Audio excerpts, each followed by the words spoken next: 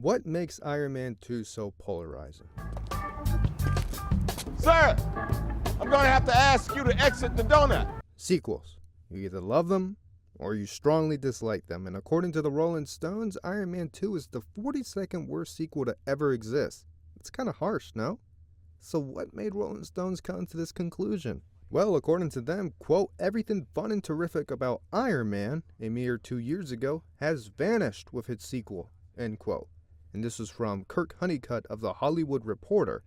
But here on this channel, we talk about what I think about the movie. So we'll take a deep dive ourselves to find out if this movie is truly as bad as Mr. Honeycutt says it is. Ladies and gentlemen, my name is Multiversal Knight, and let's jump back in time to May 7, 2010 and rewatch. I told you to shut it down.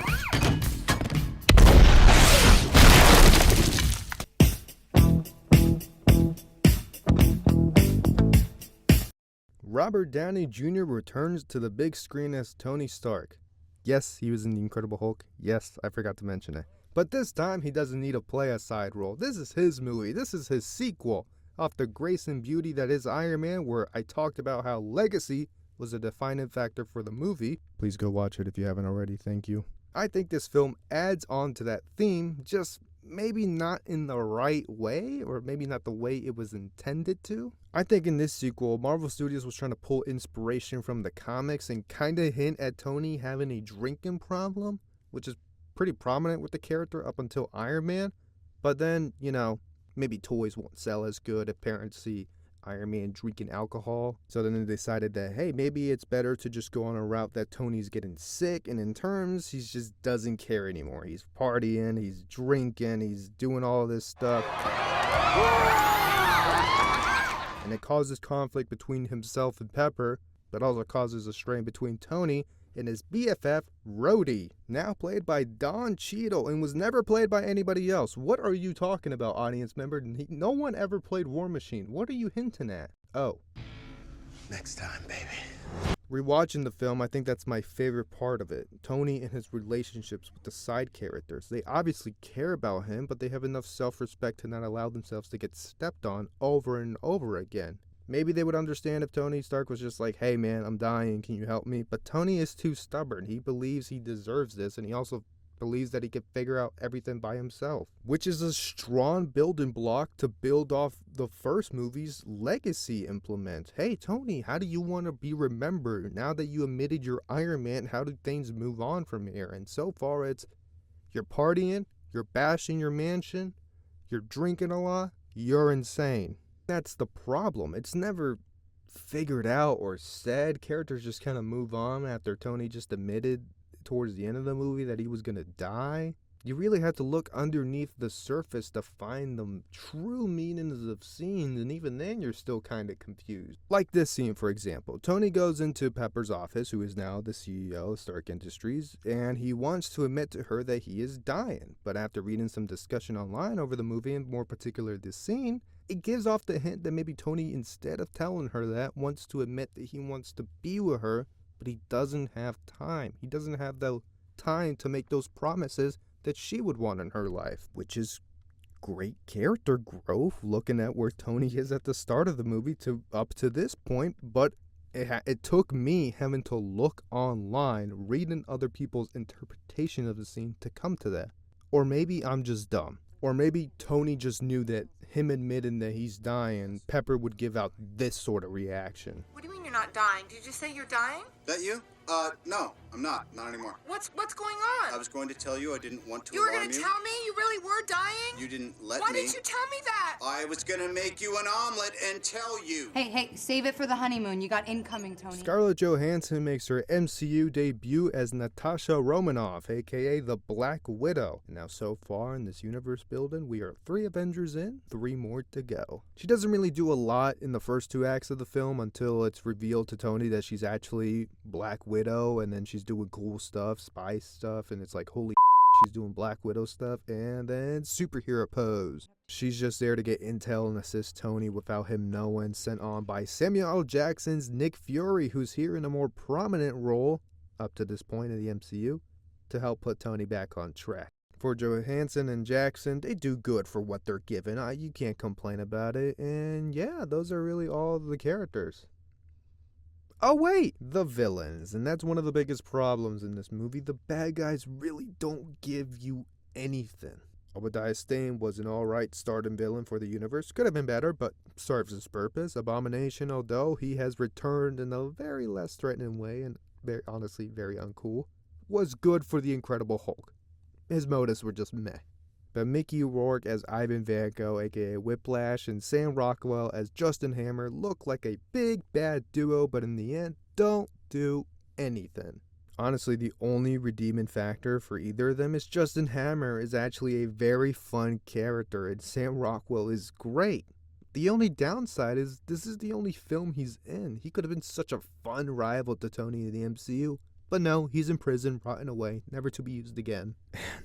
Ivan Vanko is so boring and just bad in this movie. You are wasting a talent in Mickey Rourke, man. But it's not like Christian Bale and Thor Love and Thunder wasted. It's you do nothing to add to the movie. His whole motive is that he hates the Stark family because Anton Vanko, Ivan's father, was caught stealing intel, so Howard Stark sent his ass back to the Soviet Union and took credit for the arc reactor. A pretty good motive to go out and kill the son of the guy who ruined your father's life, but he's just so boring. Him and Tony's fight scene on the raceway is cool, but in the end he just ends up in a giant suit of armor and wait, where have I seen this before? Alright, the first Iron Man. The worst part is, Ivan Vanko dies in the span of 5 minutes. The guy who is portrayed as a super genius and can build killer mechanical robots, who is hired by Justin Hammer to rival Stark Industries, takes his helmet off mid-battle and then clearly watches Tony and Rhodey planning some supercharge and just stands there and watches and dies. And that's the thing with this movie. I feel like it's trying to do so much in so little time. You have new characters, new villains, new heroes that you can cheer on. You have Tony, Pepper, and a recasted Rhodey and Happy, and you're like, yeah, let's go. Iron Man was great. Let's see if this one holds up. And it just falls flat. This movie just backpedals on the theme of legacy. Tony's given a struggle that should be easy to build off what he's built in the first movie, but we just put Tony back into square one. Until he's reminded by his father that, in a very powerful scene, may I add, that I really enjoy. What is and always will be my greatest creation is you. Finds a new element that is able to save him and fix all his relationships. It honestly would have made more sense to have Anton Vanko, Ivan's father, be the main villain with Justin Hammer, maybe digging into the Stark's industry, to then call him out publicly, and then boom, the Crimson Dynamo. But that's just a wishful 2020 hindsight thinking.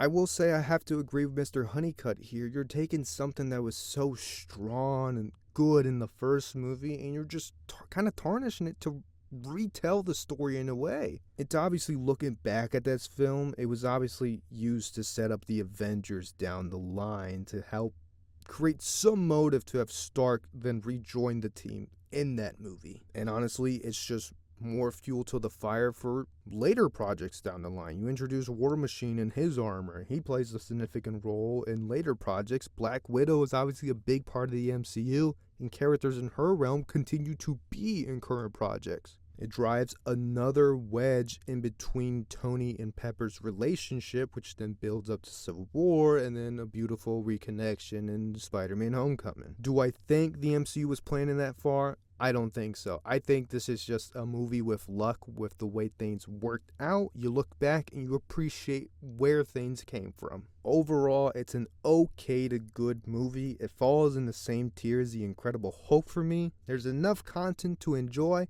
but up to this point, it definitely slows down the MCU. So to re-ask my question of what makes Iron Man 2 so polarizing, I think it's a balance. You have a lot of good things to build off of, but I think the villains are really the massive negative in this movie. I think to find a common ground, you enjoy the things you do of this movie, but you acknowledge what's bad of it. And that's kind of the same premise for most of these superhero movies. There's going to be a lot you like, and there's going to be a lot you don't like. There's a lot of good structure but there isn't enough depth to really appreciate the film like the first one. But hey, I mean, you get more RDJ as Tony Stark, and that is always good.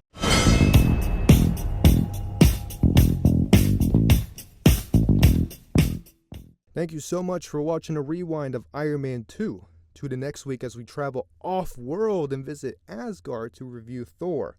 Stay safe, and I will talk to all of you next week. Bye-bye!